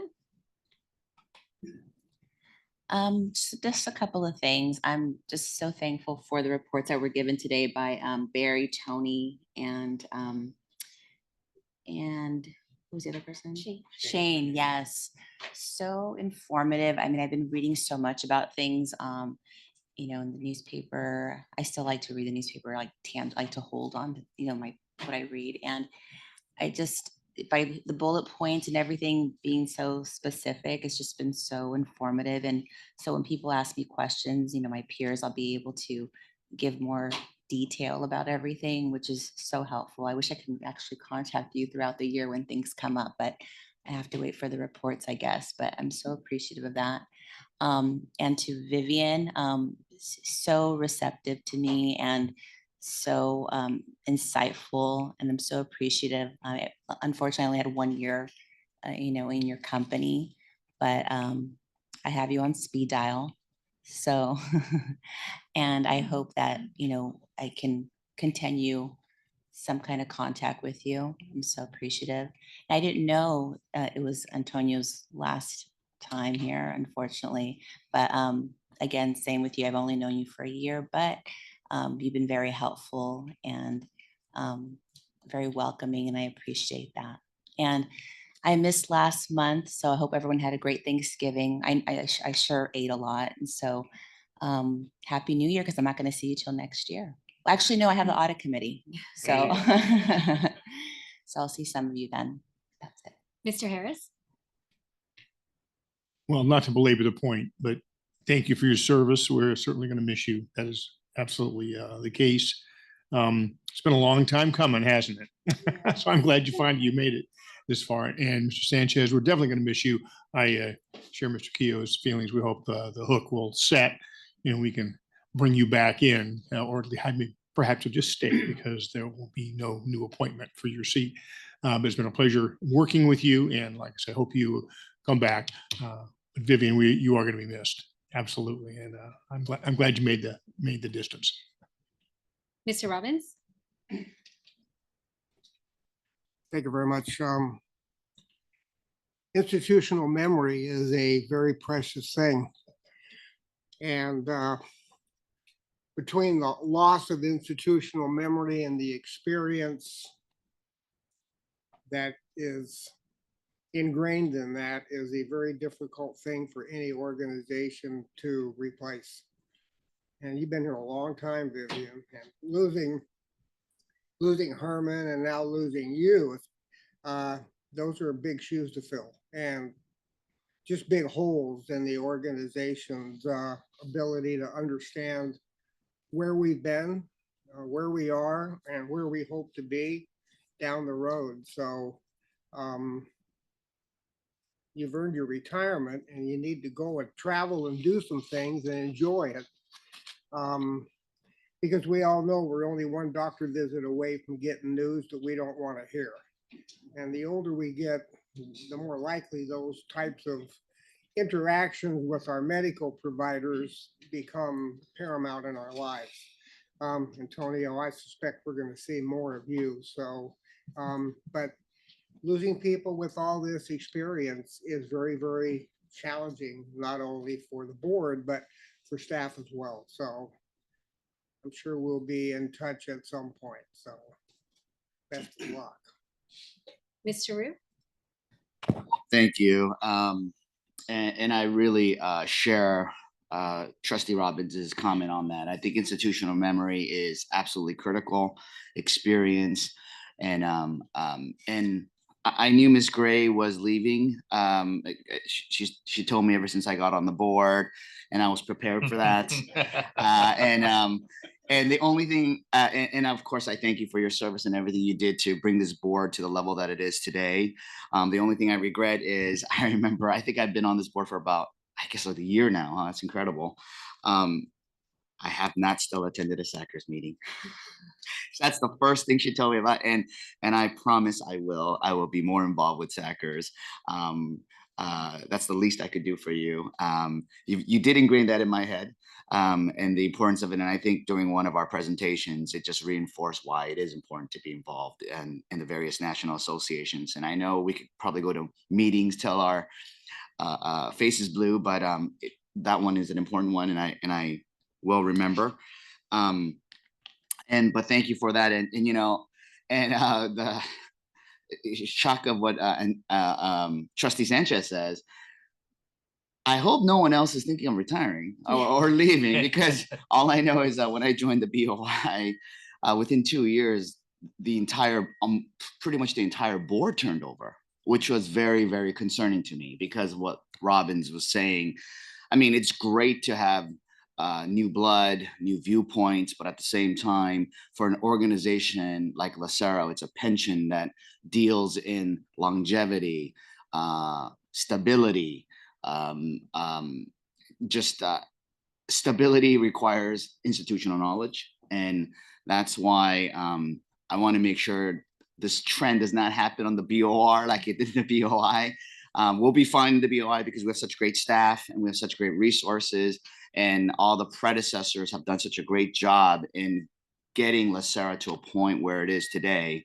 But I thank you for your service, Vivian, and I hope I don't have to say something like this again at least for a couple of years. Thank you. Mr. Moore? Well, I want to say goodbye to Vivian. When I first joined the retirement board, I leaned on her heavily to guide me through all of the complexities in working through the cases in particular here. And I found out that we have similar coherent viewpoints on a lot of the issues, which was very important for me to get off the ground and start moving. And I've known Vivian since the BOI, and she's very well recognized around the country with other organizations. She's been recognized by the National Association of Securities Professionals and the New American Alliance. So she's very well known and very respected, not just here locally, but around the country for her work and her care and her concern about retirees, our funding, and how we move together in community so that we can provide a better outcome for all of the people who are beneficiaries and members of our plans. So thank you for your service. I'll remember everything you told me on how to navigate, and hopefully we'll see each other again. Ms. Ginsburg? Congratulations on your retirement. Thank you for your service. Like, I'm just gonna echo everybody's comments. We are gonna miss you. I'm gonna miss you. I wish I had more time with you.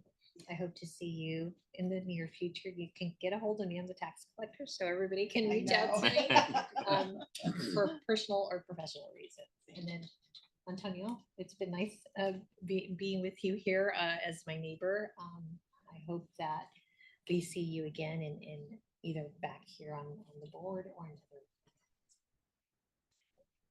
Thank you. Mr. Oakham? We've been together, what, 10 years or so? The thing I respect the most about you is you really worked hard for the members that are working for the county. And you were into all of the cases. And if you didn't think something was right, you sold us on the fact that it had to go back. This was wrong, that was wrong, and we've got to relook and retake.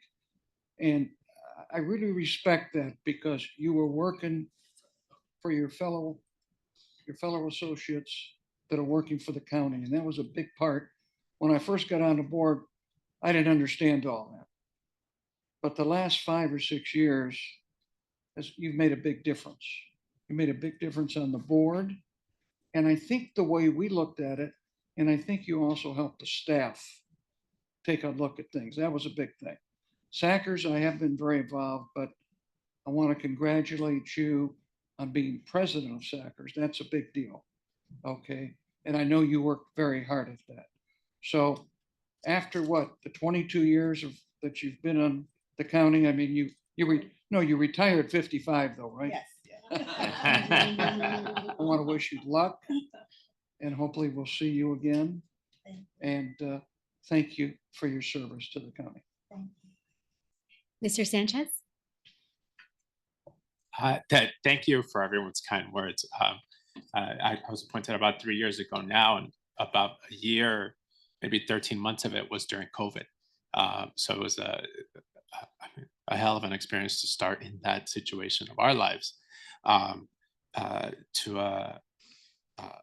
Vivian, I have to mention that yourself and also Herman were one of the first people that I got to speak to about this experience, and watching you lead with your compassion and your insightful questions has really been a learning experience for me as well too. So thank you for that. Recognizing that yes, some institutional knowledge leaves, comes and goes. There's also a lot of staff here that has that institutional knowledge. And thank you to everybody. It is clear to me that there's a lot of integrity in this room, that LACERA is run with transparency and innovation. So I want to recognize that and thank all of the staff that makes this place run. Thank you for all your hard work. I've really appreciated and learned a lot from this experience. I think it's made me a better union rep as well too. I want to recognize that because this is a big part of what we work for, right? Not just our salaries and benefits now, but our retirement. So thank you everybody. I really appreciate it. Last night I was reading the agenda one more time with my daughter, and realizing I never really explained to her everything about LACERA, and she was absolutely amazed at the process and what we do here. So thank you all. Thank you everybody. Sean, I was so involved with Vivian, I missed Antonio.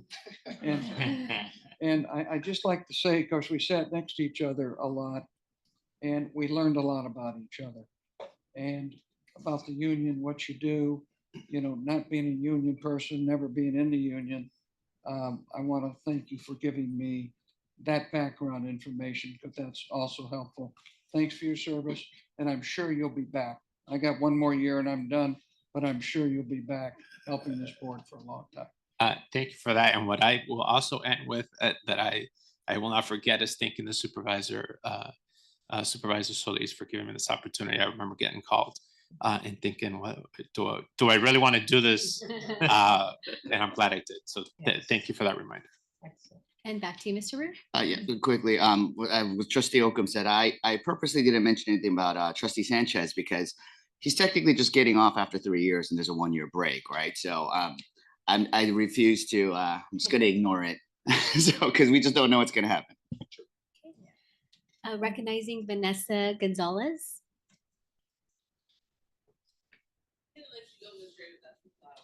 Oh. So this is on behalf of member services and benefits. We wish you farewell. I know I shouldn't say this, but Mr. Sanchez is kind of my favorite.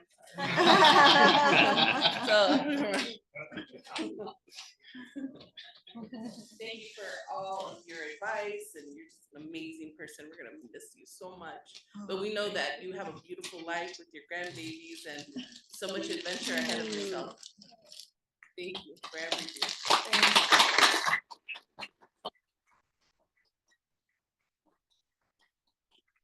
CEO Santos Kryman.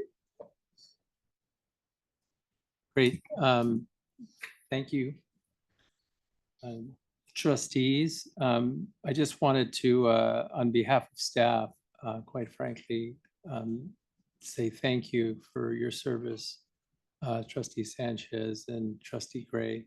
I know that a lot of the staff have talked very, very highly of you, Ms. Gray, in terms of the mentorship that you provided with them as well, in terms of providing them some background information when they first started their work. And I know that they really appreciated the engagement that they had with you on an ongoing basis. And so I do want to mention that, you know, you were a fierce advocate and champion, quite frankly, for our LACERA members, and we all benefited from that. And when I say we, not just the individual cases, but overall, in terms of the thought process that you used in order to inform our staff so that we can make better recommendations to you all in terms of how to look at specific cases. And so we thank you for that. And that's a legacy that you're going to be leaving behind when you go off and enjoy your grandchildren and start looking at some other parts of the world, hopefully, if that's what you desire. The other thing that I wanted to point out is your SACRS leadership.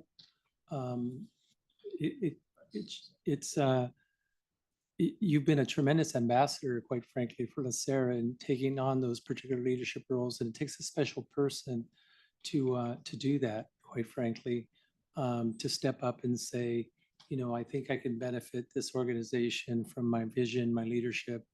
And I know that you worked your way through the ranks in order to become the president of SACRS. And so I was always very proud when I was at SACRS. I did go to SACRS meetings. And I was always very proud when you would make your presentation to the group and you provided, you know, your vision and, you know, kind of set the table for the meetings, quite frankly. And so I want to say thank you for that. 12 years of service, 40 years of county service. I can't imagine working 40 years, quite frankly, but I think we all wish you good health and a long and prosperous and financially secure retirement. And so thank you for everything that you've meant to LACERA, quite frankly, from the bottom of our hearts. So Mr. Sanchez, Trustee Sanchez, what I can tell you is that we met in very, very difficult circumstances, like you mentioned, you know, right in the middle of COVID. I think we did manage to meet in person, you know, probably shouldn't have, but we did. But I thought that meeting was a very productive meeting. You asked very, very good questions. I think we kind of helped each other, quite frankly, navigate through, you know, a year and a half worth of COVID and dealing with, you know, new things. You know, I was learning new things. You were learning new things. You were asking me questions that piqued my curiosity. I'd have to go back to staff and, you know, try to get better information so that we could provide you with the information that you needed in order to make decisions. So I appreciate also the fact that you are a union member and that you represent working families. I know that there's a lot of emphasis now, quite frankly, and a lot of spotlight for individuals that are going to the blue collar ranks, quite frankly. And I think I read an article the other day that said the majority of the millionaires that are coming out of our society are actually coming through the blue collar ranks, the plumbers and the electricians and those particular individuals. And so I have a great affinity for blue collar folks. My dad was a blue collar guy. My brother's an iron worker. I have another brother who was an air conditioning mechanic. My dad was a sheet metal mechanic. And so I grew up in those. I used to go to the union picnics, which were great times. So I just want to say thank you for your 3 years of service. We're hopeful that you'll return. If not, we wish you Godspeed and we wish you all the best in your future endeavors. And with that, I'll turn it over to Bonnie. Miss Gray. I don't even know where to begin. I'm a little teary-eyed, but I am honored and humbled to serve the County of Los Angeles. It was an honor to get elected by our members to the position on this board. And I took that election very seriously. I tried to keep my promises that I made individually to my constituents.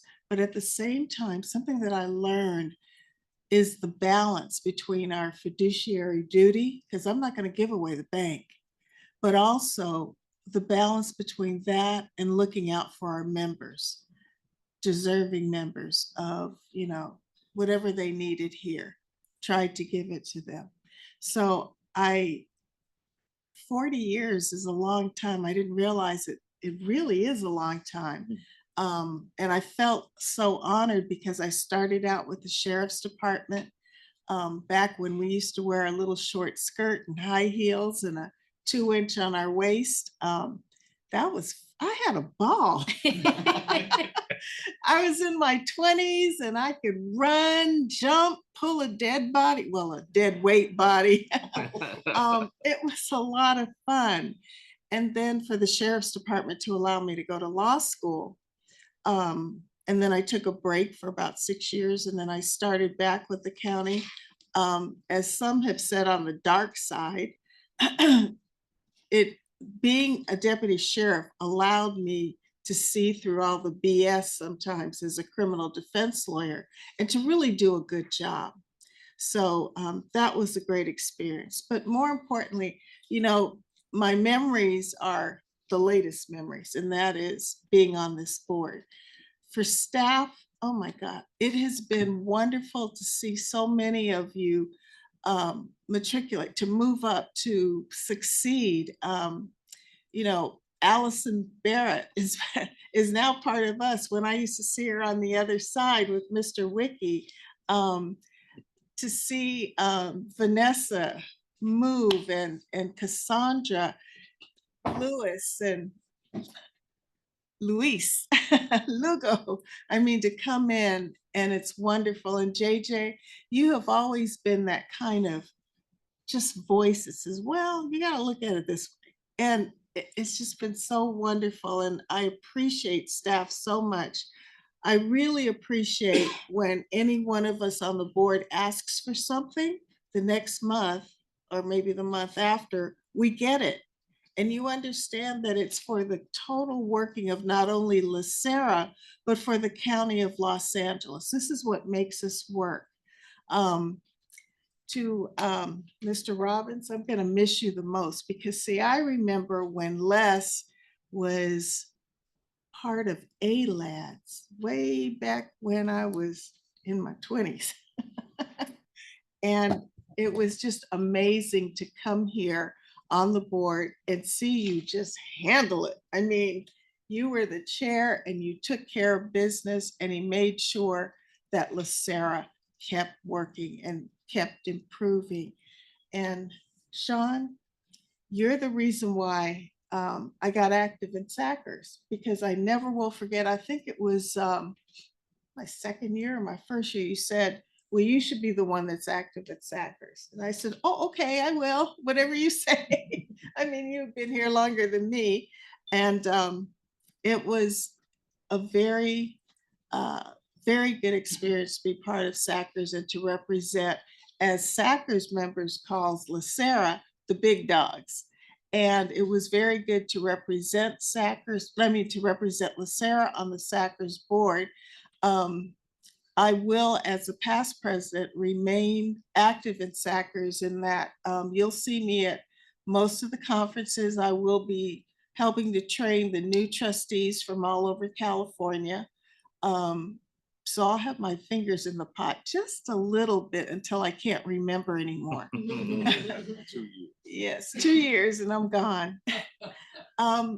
And also to Milliman and our representatives from Milliman, I am just going to defy your tables of longevity. I'm here.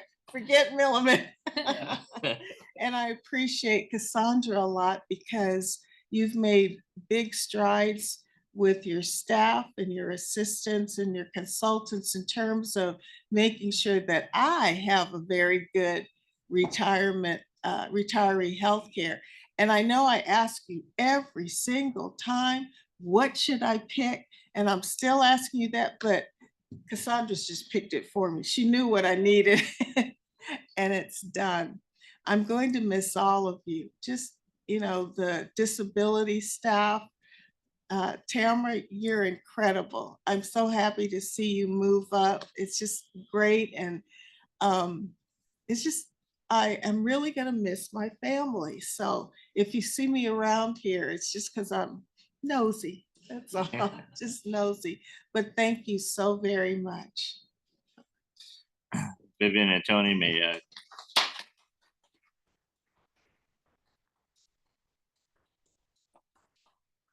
God grant you many years, and I hope we bring you back as a inspirational speaker to here and also to Sackers. I'm very happy to hear that you're going to be still helping out the Sackers organization, and looking forward to continuing to seeing you around. I would like to do a photo with the board and Vivian and Tony and Santos, if you can come up. We're going to do a photo.